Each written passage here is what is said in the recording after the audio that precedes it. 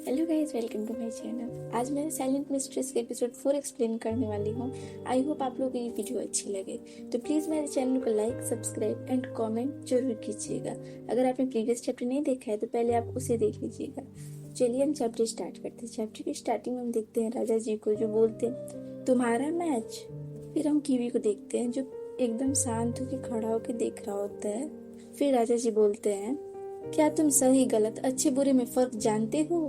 और सॉन्ग ली क्वीन तुमसे कई ज्यादा अधिक समझदार है और वो तुम्हारे लिए एक मैच से भी ज्यादा अधिक है और तुम ही हो जो उससे शादी कर रहे हो। फिर कीवी बोलता है, ऐसी स्थिति में सिर्फ इसलिए कि मैं एक युवराज हूँ उसके साथ गलत बिहेव मत करिए और प्लीज इस आदेश को कैंसिल कर दीजिए और उसे कोई दूसरा जीवन साथी ढूंढने दे।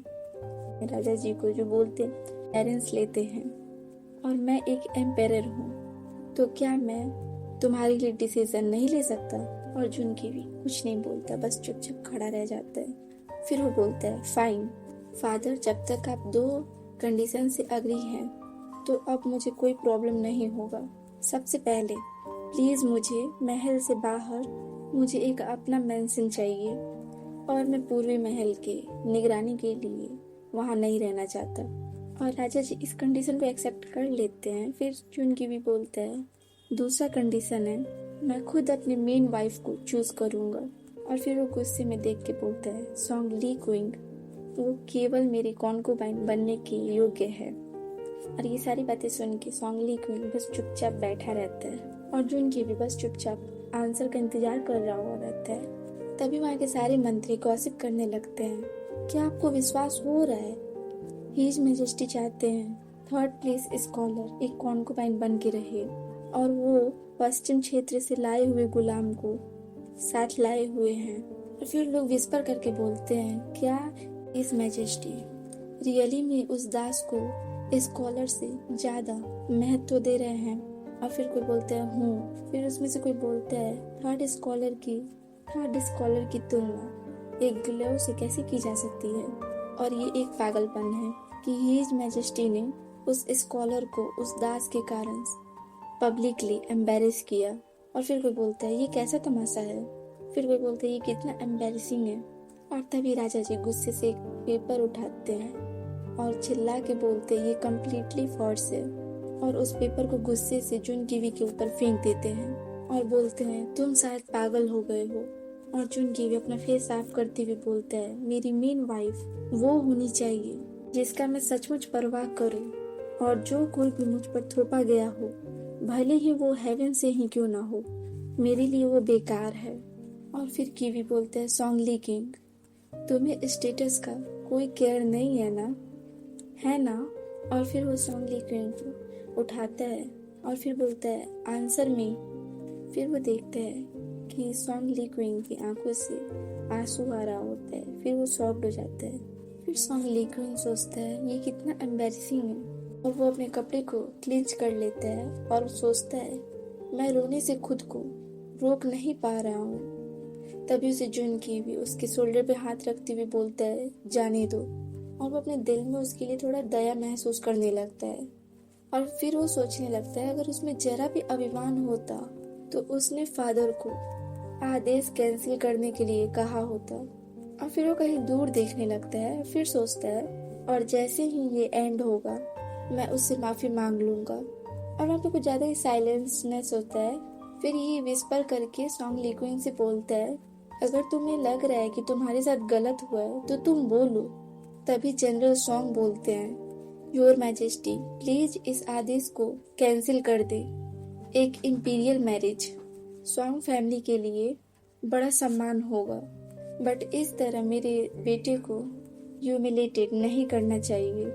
और जो फिर राजा जी रहते हैं वो हेल्पलेस फील कर रहे होते हैं। फिर जनरल सॉन्ग बोलते हैं, योर मैजेस्टी आपको भी समझना चाहिए, मेरे पास आपकी इच्छा के अगेंस्ट जाने के अलावा कोई दूसरा रास्ता नहीं है और मैं वॉर फील्ड में मरने के लिए तैयार हूँ और डेविड शहर कभी लौटना नहीं चाहता। फिर थोड़ा सा सॉन्ग लिक्विंग सॉफ्ट होकर सोचने लगता है, क्या नहीं मेरे कारण मेरे फादर क्या कभी लौट के नहीं आएंगे? और तभी राजा जी बोलते हैं, सॉन्ग तुम इस बात को बढ़ा चढ़ा के कह रहे हो और ये सब मेरे फूल और भ्रमित बेटे के कारण है। फिर राजा जी जुन कीवी से बोलते हैं, जुन कीवी, अगर तुम उसे नीचे लाने की कोशिश कर रहे हो तो मैं उसे और ऊपर उठा दूंगा। फिर जुन कीवी बोलता है, फादर। और फिर राजा जी सबको अनाउंस करते हैं, सोंग ली क्वीन को क्राउन प्रिंसेस के रूप में सम्मानित किया जाएगा और 3 दिनों में क्राउन प्रिंस से इनकी शादी हो जाएगी। फिर हमें 3 दिनों बाद का सीन दिखाया जाता है जहाँ पे बहुत ज्यादा डेकोरेशन हुआ रहता है, बहुत ज्यादा। फिर हमें सोंग ली क्वीन को दिखाया जाता है जो बहुत ही प्यारा दिख रहा होता है वेडिंग ड्रेस में, और वो सोचता है सेरेमनी बहुत पहले ही समाप्त हो चुका है और अब रात काफी हो चुकी है, बट जुन की भी मेरे पास नहीं आया और मुझे पता है कि वो मुझसे मिलना नहीं चाहता। और वो स्लोली वॉक करने लगता है और फिर वो सोचता है, लेकिन अगर ये बात लोगों को पता चला कि जुन की भी अपनी शादी की रात घर वापस लौटा ही नहीं, इससे क्राउन प्रिंस के रेपुटेशन पर गलत इफेक्ट पड़ेगा। और तभी वहाँ पे एक मेड आती है और बोलती है, योर हाइनेसेस, बहुत देर हो चुकी है, क्या आपको कुछ चाहिए? और फिर सोंग ली क्वीन पूछता है कि क्या तुम्हें पता है कि हीज हाइनेस कहाँ है? मैं उन्हें ढूंढ रहा हूँ। और फिर वो मेड बोलती है, हीज हाइनेस मैनुअल हॉल में है और हीज हाइनेस वापस आएंगे और जब वो मेहमानों का एंटरटेनिंग कर चुका हो तो आपको बस। और फिर सोंग ली क्वीन बातों को समझ जाता है और फिर बोलता है कि ऐसा लगता है तुम्हें पता है, तो प्लीज तुम मुझे रास्ता दिखाओ। और फिर वो मेड हम्बल होके बोलती है, यस योर हाइनेसेस। फिर वो दोनों वहाँ पहुँच जाते हैं। फिर वो मेड बोलती है, हीज हाइनेसेस, हम वहाँ आ चुके हैं। और फिर सोंग ली क्वीन मैनुअल हॉल में अंदर आता है और फिर वो सोचने लगता है, इतनी तेज खुशबू क्या है और यहाँ स्ट्रेंज म्यूजिक, और वो कफ करने लगता है। और तभी वो मेड बोलती है, योर हाइनेसेस, बेटर होगा कि हम यहाँ से चले जाएं। और तभी इन्हें किसी की आवाज आती है, कोई बोल रहा होता है हंसते हुए, तुम बहुत अच्छा डांस करती हो। और सोंग ली क्वीन सोचता है, जुन कीवी, और वो उसे फॉलो करने लगता है। और फिर वो वहीं पे खड़ा होकर देखने लगता है। फिर वो 2 शैडो को देखता है और सोचता है, क्या? और वो मेरे साथ ऐसा कर रहा है।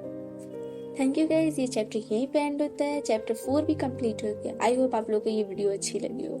अगर अच्छी लगी तो प्लीज मेरे चैनल को लाइक, सब्सक्राइब, कमेंट जरूर कीजिएगा। तो मिलते हैं नेक्स्ट वीडियो में। Thank you so much, bye bye. All my time I'm waiting you to answer the phone. Nothing seems to happen.